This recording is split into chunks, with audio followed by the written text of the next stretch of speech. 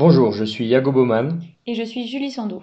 Nous sommes les assistants de la professeure Florence Guillaume. L'exposé qui va suivre a pour but de vous présenter le legs d'usufruit. Pour des raisons pratiques, la présentation de la matière a été scindée en deux parties. Dans la première partie, que nous vous présenterons ici, nous commencerons par une brève description des caractéristiques du legs. Nous traiterons ensuite des particularités du legs d'usufruit, qui, comme toute autre disposition pour cause de mort, doit respecter les droits des héritiers réservataires. Cela nous amènera à calculer la valeur de l'usufruit, qui présente la particularité de ne pas être la valeur vénale du bien en usufruit, mais sa valeur capitalisée. Sur cette base, nous pourrons procéder au calcul de la valeur de la nue-propriété, qui reste aux héritiers lorsque le décujus a choisi de léguer tout ou partie de ses biens en usufruit. C'est dans la deuxième partie de la présentation sur le legs d'usufruit que nous verrons le cas spécial du legs d'usufruit au conjoint survivant, qui permet de favoriser celui-ci au détriment des enfants du couple. Nous nous permettons donc de vous renvoyer à la présentation intitulée Le legs d'usufruit, deuxième partie, pour plus de détails. Avant d'exposer le legs d'usufruit, commençons par rappeler dans quel contexte s'inscrit l'institution du legs. Une personne peut planifier sa succession en prenant des dispositions pour cause de mort. Ces dispositions permettront de répartir le patrimoine du decujus à son décès, conformément à ses dernières volontés. Chacun est libre de désigner les personnes entre lesquelles ses biens seront partagés au moment de son décès, ainsi que la manière dont ces biens seront partagés entre les personnes qu'il a choisies. Les dispositions pour cause de mort doivent être prises en principe par écrit dans un acte qui doit être valable pour que les dispositions puissent déployer leurs effets juridiques. Si l'acte à cause de mort n'est pas valable, les dernières volontés du défunt quant à la répartition de ses biens ne pourront pas être respectées. Pour être valables, les dispositions pour cause de mort doivent respecter les conditions de validité suivantes. Le decujus doit avoir la capacité de disposer au moment où il dispose pour cause de mort. La capacité de disposer suppose que le decujus soit âgé de 18 ans révolus et ait la capacité de discernement. Le decujus doit avoir la volonté de disposer de ses biens de la manière dont il l'a exprimé dans ses dispositions pour cause de mort. La disposition pour cause de mort ne doit pas être illicite ou contraire aux mœurs. En particulier, la disposition doit correspondre à l'un des modes de disposer prévus par la loi. En effet, le decujus ne peut utiliser que les modes de disposer prévus par la loi, aux articles 482 à 493 du Code civil, pour organiser la transmission de ses biens à son décès. Parmi ces modes de disposer figurent notamment l'institution d'héritier et la désignation de légataire. La disposition pour cause de mort doit figurer dans un testament ou dans un pacte successoral formellement valable. Ces deux types d'actes à cause de mort doivent remplir des exigences de forme précises pour être valables. Le système de la succession volontaire, et en particulier la manière dont la succession est répartie entre les héritiers désignés par le decujus, est exposé en détail dans la présentation intitulée La succession volontaire, à laquelle je me permets de vous renvoyer pour plus d'informations à ce sujet. Le legs est l'un des modes de disposer qu'une personne peut utiliser pour organiser sa succession. Le legs permet de désigner un légataire. En droit suisse, le légataire doit être distingué de l'héritier. Comme le précise l'article 484 alinéa 1er du Code civil, le disposant peut faire à titre de legs des libéralités qui n'emportent pas d'institution d'héritier. Le légataire ne fait pas partie de la communauté héréditaire. Il ne succède au decujus que dans certains de ses actifs et ne répond pas des dettes du decujus. Contrairement à l'héritier, le légataire n'est pas un successeur universel. Il hérite à titre particulier d'un ou de plusieurs des biens déterminés que le decujus a décidé de lui transmettre après son décès. C'est ainsi que la loi distingue le légataire de l'héritier en précisant que toute disposition portant sur l'universalité ou une quote-part de la succession est réputée institution d'héritier. Lorsque la disposition pour cause de mort est rédigée de manière à ce que le bénéficiaire ne se voit pas attribuer tout ou partie des biens du decujus, mais bien au contraire un ou plusieurs biens désignés précisément, le bénéficiaire de la disposition est un légataire et non pas un héritier. Par exemple, la disposition suivante est une institution d'héritier. Je lègue les 3/4 de ma succession à ma nièce Chloé. En revanche, la disposition suivante est un legs. Je lègue ma montre en or à mon cousin Lucas. Cela dit, rien n'empêche le décujus de faire un legs à une personne qui est aussi par ailleurs héritière de ses biens. Ce type de legs en faveur d'un héritier est désigné par le terme de legs préciputaire. La qualité de légataire est entièrement indépendante de la qualité d'héritier. L'héritier bénéficiaire du legs peut tout à fait accepter le legs mais refuser la succession ou vice-versa. Il peut également bien entendu accepter son legs et la succession.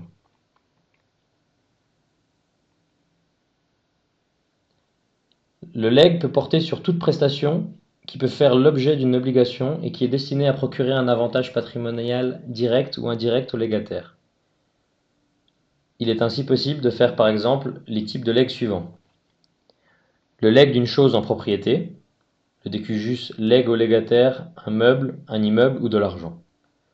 Le legs d'un droit réel limité, le décujus lègue au légataire par exemple l'usufruit d'un immeuble ou l'usufruit d'un portefeuille d'actions, ou bien lègue tout autre droit réel limité comme un droit d'habitation ou un droit de gage. Le legs d'une créance ou d'un autre droit, le décujus lègue au légataire, par exemple, une créance qu'il a contre un tiers ou les droits découlant d'un brevet. Le legs d'une prestation, le décujus lègue au légataire une prestation qui devra être effectuée par ses héritiers en faveur du légataire, comme par exemple le paiement d'une rente mensuelle ou la mise à disposition d'un appartement. Pour pouvoir bénéficier du legs, le légataire doit avoir la capacité de succéder au défunt. Cette exigence est satisfaite si le légataire remplit deux conditions. Premièrement, il doit avoir la qualité de légataire en vertu d'une disposition pour cause de mort valable. Autrement dit, il doit avoir une vocation successorale volontaire ou une vocation successorale testamentaire. Deuxièmement, il doit avoir la capacité de succéder au sens des articles 539 et suivants du Code civil. La capacité de succéder implique que le légataire soit vivant au moment de l'ouverture de la succession, d'une part, et qu'il ait la capacité de recevoir, d'autre part. Si le légataire est décédé avant le décujus, son legs profite à celui qui aurait dû l'acquitter. Autrement dit, le legs est caduc. Pour avoir la capacité de recevoir, le légataire doit avoir la jouissance des droits civils et ne doit pas être légalement incapable de recevoir. Par exemple, une personne qui est indigne au sens de l'article 540 du Code civil n'a pas la capacité de succéder. En principe, le legs est dû par l'ensemble des héritiers. Toutefois, le décujus peut désigner spécifiquement le ou les héritiers qui devront exécuter le legs. Le décujus peut également imposer à un légataire l'obligation de faire un sous-legs en faveur d'un autre légataire. Dans ce cas particulier, la personne qui est à la fois légataire et débitrice d'un autre legs devra prélever l'objet du legs, qui peut être par exemple un bien particulier ou un certain montant d'argent, sur la libéralité qu'elle a elle-même reçue du décujus pour exécuter le sous-legs. Le légataire fait partie des créanciers de la succession, dès lors qu'il est titulaire d'une créance qu'il doit faire valoir à l'égard des débiteurs du legs.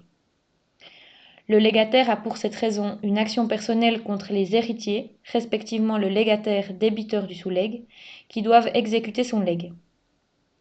C'est l'action en exécution du legs.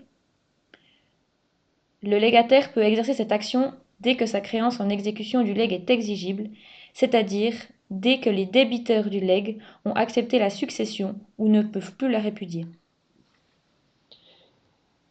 Les débiteurs du legs peuvent demander la réduction du legs dans les trois situations suivantes.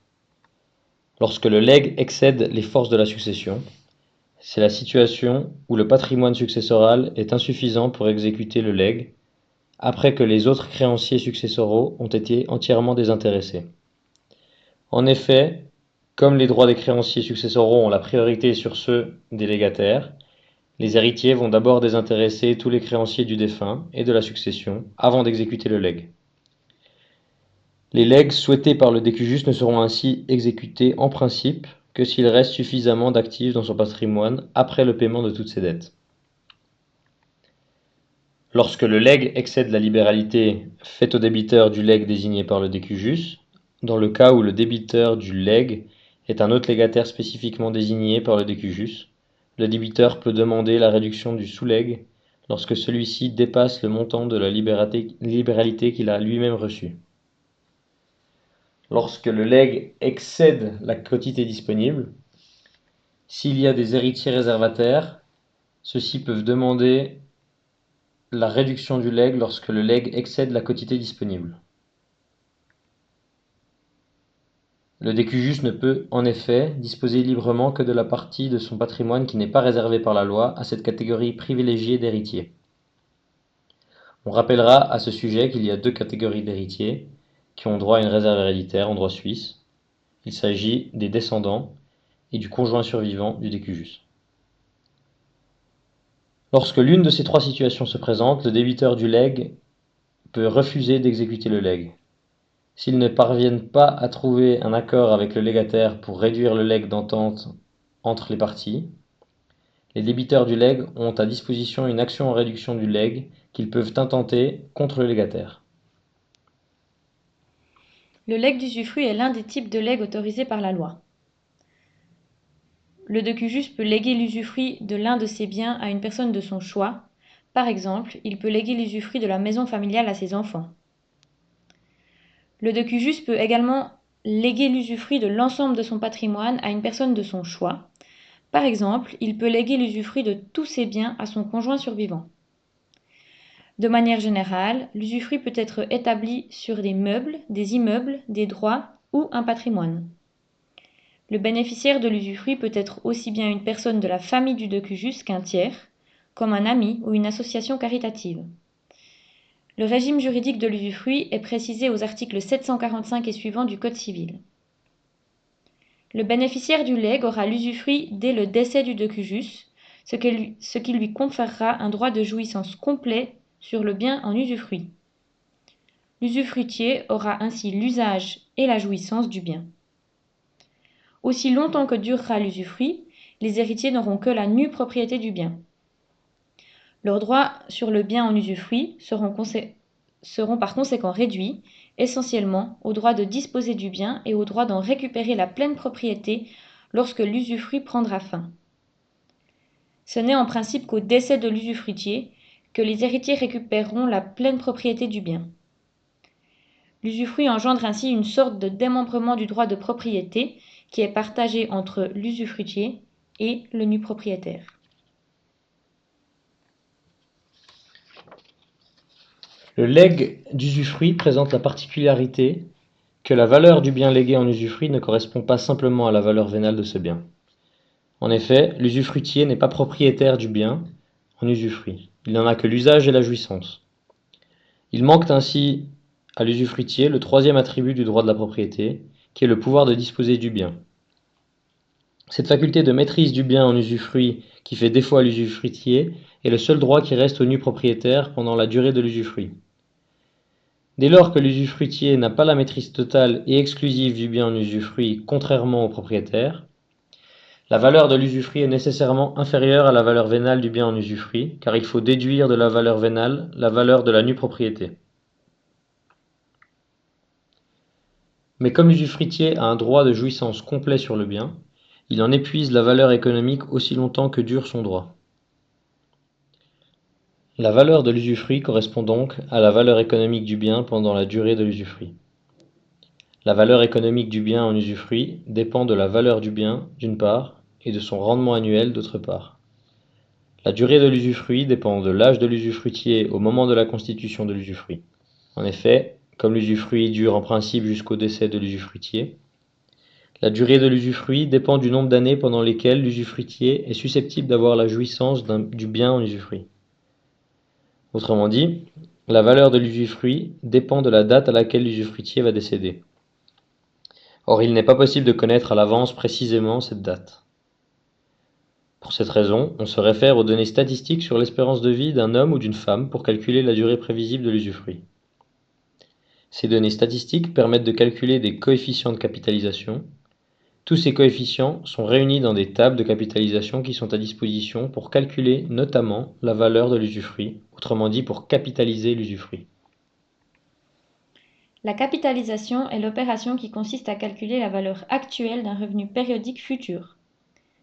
S'agissant d'un usufruit, la capitalisation permet de calculer la valeur actuelle du rendement futur du bien en usufruit. Autrement dit, la capitalisation de l'usufruit permet d'établir la valeur de l'usufruit en tenant compte de la durée statistique de l'usufruit. C'est ce qu'on appelle la valeur capitalisée de l'usufruit. Pour déterminer la valeur capitalisée de l'usufruit, il faut procéder à un calcul qui fait intervenir les éléments suivants: la valeur du bien en usufruit, le taux de rendement du bien en usufruit et le coefficient de capitalisation. La valeur du bien en usufruit correspond à la valeur vénale du bien. Le taux de rendement du bien dépend du bien considéré. Si le taux de rendement n'est pas fixé spécifiquement, on se réfère en général à un taux moyen de 3,5%. Quant au coefficient de capitalisation applicable, il faut le déterminer au moyen des tables de capitalisation. Le coefficient de capitalisation dépend des données suivantes: le sexe masculin ou féminin de l'usufruitier, l'espérance de vie n'est en effet pas la même pour un homme ou pour une femme, l'âge de l'usufruitier au moment de la constitution de l'usufruit, puis le taux de rendement du bien en usufruit. Le coefficient de capitalisation applicable dans un cas d'espèce est ainsi établi en fonction du rendement du bien en usufruit d'une part et du nombre prévisible d'années que durera l'usufruit d'autre part. Une fois que le coefficient de capitalisation a été déterminé au moyen des tables de capitalisation, on peut calculer la valeur capitalisée de l'usufruit au moyen de la formule suivante: valeur du bien fois taux de rendement du bien fois coefficient de capitalisation. Prenons un exemple pour illustrer le calcul de la valeur capitalisée de l'usufruit. Dans son testament, le décujus Axel a légué l'usufruit d'une maison dont il est propriétaire à sa mère Marcia. Axel laisse pour lui succéder son épouse Isabelle et leurs 2 enfants, Luc et Jessica. La valeur de la maison est de 300 000 francs au jour du décès d'Axel. Marcia a 71 ans au moment du décès de son fils. Le rendement annuel net de la maison est estimé à 3,5%.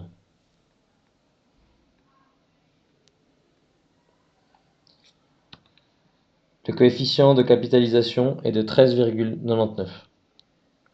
Le calcul de la valeur capitalisée de l'usufruit est le suivant: la valeur du bien, qui est de 300 000 francs, fois le taux de rendement du bien, qui est de 3,5%, fois le coefficient de capitalisation, qui se monte à 13,99.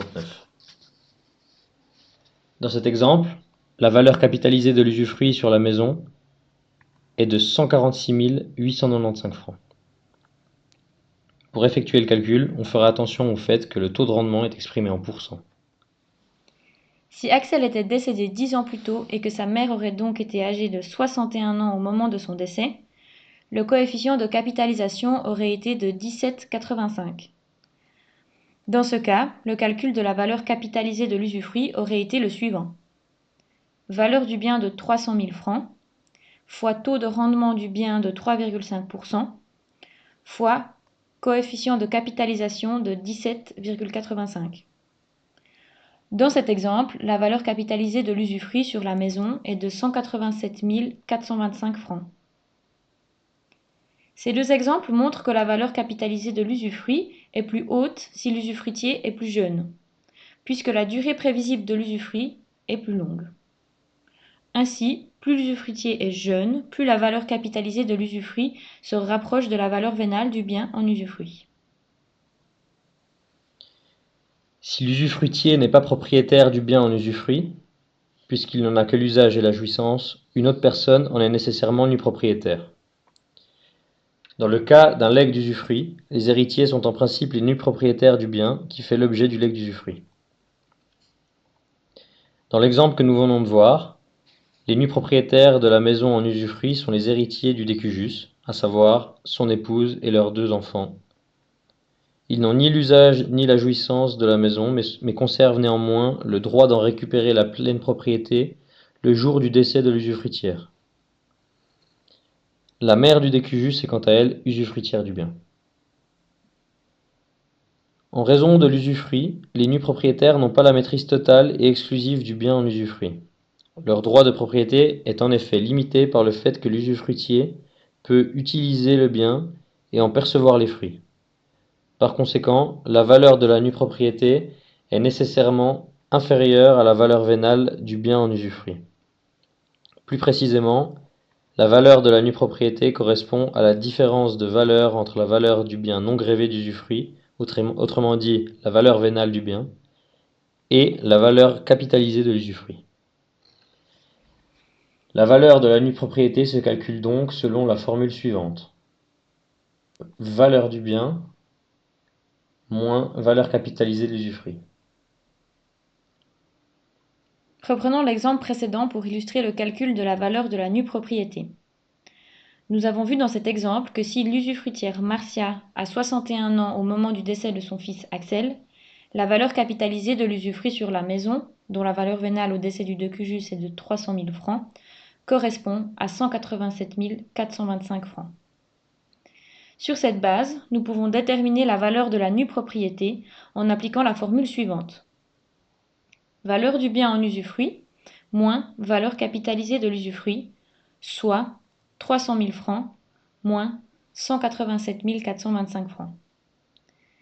La valeur de la nue propriété est donc de 112 575 francs.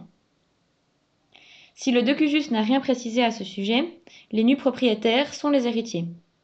Dans notre exemple, il s'agit de l'épouse et des 2 enfants. La valeur de la nue propriété de 112 575 francs doit être répartie entre les héritiers en application des règles intestat de la manière suivante. Une moitié pour l'épouse Isabelle, soit un montant de 56 287 francs 50. Un quart pour les enfants Luc et Jessica, soit un montant de 28 143 francs 75 chacun. Comme tous les autres types de legs, le leg d'usufruit peut être réduit dans les 3 situations que nous avons mentionnées tout à l'heure, et notamment lorsque le leg excède la quotité disponible. S'agissant d'un leg d'usufruit, c'est la valeur capitalisée de l'usufruit, et non pas la valeur vénale du bien qui ne doit pas excéder la quotité disponible. Par conséquent, si le decujus fait un leg d'usufruit qui ne respecte pas les réserves de ses héritiers réservataires, ceux-ci peuvent demander la réduction de ce leg pour reconstituer leurs réserves. Si l'héritier qui souhaite reconstituer sa réserve héréditaire ne parvient pas à trouver un accord avec l'usufruitier pour réduire le leg, il peut demander le respect de ses droits réservataires au moyen de l'action en réduction. Le juge donnera la réduction du leg d'usufruit de manière à ce que la réserve héréditaire du demandeur soit respectée. L'héritier réservataire lésé a également la possibilité de transférer la quotité disponible en pleine propriété au bénéficiaire du leg à la place de l'usufruit, s'il préfère cette solution à celle de la réduction du leg d'usufruit. Pour déterminer si le leg d'usufruit lèse les réserves héréditaires, il faut calculer la valeur exacte de la part successorale de chaque héritier réservataire en tenant compte non seulement de la valeur des biens qu'il recevra en pleine propriété, mais également de la valeur des biens qu'il recevra en nue propriété. Il n'est en effet pas nécessaire que l'héritier reçoive l'intégralité du montant de sa réserve en pleine propriété. La réserve est respectée si l'héritier reçoit des biens dont la valeur économique correspond au montant de sa réserve. Il peut donc s'agir de biens reçus en pleine propriété ou en nue propriété. Reprenons le même exemple que nous avons déjà vu, dans lequel le decujus Axel lègue l'usufruit d'une maison à sa mère Marcia, qui est âgée de 61 ans au moment du décès de son fils. Voyons si le leg de l'usufruit de la maison est susceptible de porter atteinte aux réserves héréditaires de l'épouse Isabelle et des enfants Luc et Jessica. Au moment du décès d'Axel, son patrimoine personnel est composé des biens suivants. La maison léguée en usufruit pour un montant de 300 000 francs, divers biens immobiliers pour un montant de 25 000 francs et un compte en banque dont le solde est de 25 000 francs. La valeur totale du patrimoine successoral est donc estimée à 350 000 francs. Il y a lieu à présent de calculer le montant des réserves héréditaires et de la quotité disponible. Pour rappel, la détermination des fractions correspondant aux réserves héréditaires ainsi que le calcul de la quotité disponible se font de la manière suivante. Le conjoint survivant et les enfants sont des héritiers réservataires. En concours avec des enfants du decujus, le conjoint survivant a droit à la moitié de la succession, et les enfants se répartissent l'autre moitié de la succession en parts égales.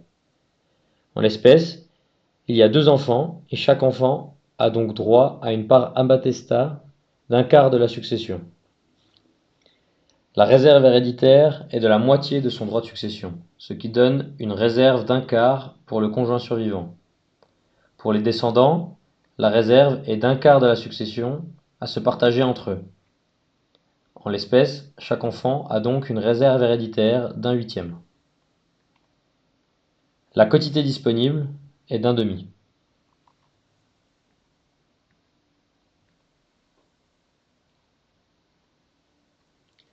Le droit des héritiers réservataires et le calcul de la quotité disponible sont exposés en détail dans les présentations intitulées La succession volontaire et La liberté de disposer pour cause de mort, première et deuxième partie, auxquelles je me permets de vous renvoyer pour plus d'informations à ce sujet. Revenons à la succession d'Axel et calculons maintenant la valeur des réserves héréditaires et de la quotité disponible. La réserve héréditaire de l'épouse est d'un quart du patrimoine successoral, soit 87 500 francs. La réserve héréditaire de chaque enfant est d'un huitième du patrimoine successoral, soit 43 750 francs. La quotité disponible est d'une demi, soit 175 000 francs. Pour vérifier si le legs d'usufruit de la maison porte atteinte aux réserves héréditaires, il faut calculer la valeur exacte de la part successorale de chaque héritier réservataire en tenant compte non seulement de la valeur des biens qu'il recevra en pleine propriété, mais également de la valeur des biens qu'il recevra en nue propriété. Commençons par déterminer la valeur des biens successoraux qui seront attribués aux héritiers en pleine propriété. Il s'agit des biens mobiliers et du compte en banque d'Axel pour un montant total de 50 000 francs. La valeur de ces biens est répartie entre les héritiers en application des règles ab intestat, dans la mesure où le decujus n'a rien prévu à ce sujet dans ses dispositions pour cause de mort. Une moitié pour l'épouse Isabelle, soit un montant de 25 000 francs, un quart pour les enfants Luc et Jessica, soit un montant de 12 500 francs chacun. Déterminons maintenant la valeur des biens successoraux qui seront attribués aux héritiers en nue propriété. L'usufruit va porter sur une maison dont la valeur vénale est de 300 000 francs. Mais comme nous l'avons vu, c'est la valeur capitalisée de l'usufruit et non pas la valeur vénale de la maison qui ne doit pas excéder la quotité disponible. Comme chaque héritier ne reçoit que la nue propriété du bien en usufruit, c'est la valeur de la nue propriété qui doit être prise en compte pour le calcul des parts successorales. Nous avons déjà calculé tout à l'heure la valeur de la nue propriété et déterminé qu'elle correspond à 112 575 francs. La valeur de la nue propriété de 112 575 francs doit donc être répartie entre les héritiers en application des règles ab intestat de la manière suivante. Une moitié pour l'épouse Isabelle, soit un montant de 56 287 francs 50. Un quart pour les enfants Luc et Jessica, soit un montant de 28 143 francs 75 chacun. On peut maintenant calculer la valeur exacte des parts successorales de chacun des héritiers. Pour l'épouse Isabelle, 25 000 francs en pleine propriété, plus 56 287 francs 50 en nue propriété, ce qui fait une part successorale de 82 287,50. Pour les enfants, Luc et Jessica, 12 500 francs en pleine propriété, plus 28 143 francs 75 en nue propriété, ce qui fait une part successorale de 40 643 francs 75 pour chacun des enfants. Les héritiers réservataires sont-ils lésés dans leur réserve héréditaire? La réserve d'Isabelle est de 87 500 et elle reçoit une part successorale d'une valeur totale de 80 287,50. Sa réserve est donc lésée d'un montant de 5 212 francs 50. Les réserves de Luc et de Jessica sont de 43 750 francs et ils reçoivent chacun une part successorale d'une valeur totale de 40 643 francs 75. La réserve héréditaire de chacun des enfants est donc lésée d'un montant de 3 106 francs 25. Luc et Jessica pourront donc réclamer chacun ce montant à leur grand-mère pour recomposer leur réserve. Comme le legs d'usufruit de la maison lèse les réserves héréditaires d'Isabelle et des enfants, ceux-ci peuvent demander la réduction du legs jusqu'à due concurrence. Toutefois, si la chose léguée en usufruit, donc la maison, ne peut pas être partagée sans perte de sa valeur, la réduction du legs peut également être opérée par un paiement par l'usufruitier aux héritiers réservataires qui le demandent un montant nécessaire pour reconstituer leur réserve héréditaire. Le paiement d'une soulte est une solution qui permet d'éviter que les héritiers réservataires lésés doivent transférer la quotité disponible en pleine propriété aux bénéficiaires du legs à la place de l'usufruit comme le prescrit l'article 530 in fine du Code civil. Les héritiers réservataires peuvent cependant choisir également cette dernière option s'ils le souhaitent. L'exemple que nous venons de voir illustre le fait que le legs d'usufruit doit respecter les droits des héritiers réservataires. Il en va d'ailleurs de même pour toutes les dispositions pour cause de mort faites par le défunt. Cela dit, un héritier réservataire lésé dans ses droits réservataires reste libre d'exécuter les dernières volontés du défunt en renonçant à faire valoir tout ou partie de sa réserve héréditaire. Il appartient en effet à chaque héritier réservataire de faire valoir ou non son droit à une réserve héréditaire. C'est avec ce dernier exemple que nous concluons notre première partie de la présentation concernant le legs d'usufruit. Nous espérons que les exemples vous auront aidé à comprendre comment appréhender certains aspects de cette institution successorale.